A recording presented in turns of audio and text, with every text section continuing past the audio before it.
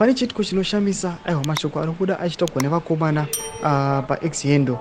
Nyika yese inoziva kuti the ruling party ZANU-PF kubva kune mutungamiri wayo vari kuzama kuda kuvharidzira kana kukavha yatingati kana disorder kana kusavirana kuriitika mupati yavo, tichiona kuti they are calling matoro masvika vachiti pato medu mune mutungamiri mumwe chete vanova vaED Mnangagwa. Pane mashoko anouya achipostewa nevakomana vanozviti the general. We are not sure kuti ndo the vice president here kana kuti ndo vakomana vanongoda kukonzeresa chaos mune regime. Sanapinda mashoko anobuda njani subscribe or like or turn on the bell icon. Tichipenda paenda unoposta VP Chiwenga muri kuona vonyera vachiti Chiwenga woye resetting Zimbabwe, no to corruption, no to mutilation of the constitution, no to dynasty.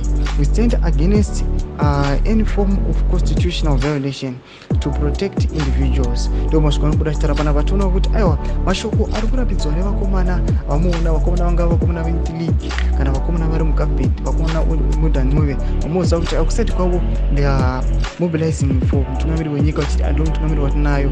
Panapa tikuna vakomana vavari kuraisawo as another force vachiti isusu we are going against the term extension, we are going against kuda kuamenda the constitution vachikonzeresa chaos. Tichiona nyika yakatasana this forthcoming congress yatoziva kuti vanhu vari kutamba shoko chiti kuchange kuchivezwa munhu, change kusingadyiwi rinopisa, change kusina kumira zvakanaka. Mutudze mafunguro enyu munoti kudii pamusoro pemashoko aya? Toona kuti toona kuclasha kana kusawirirana kuriitika these two fronts. Tudze mafunguro enyu munoti kudii pamusoro pechitiko ichi? Bvina comment section medu, subscribe or like and turn on the bell icon.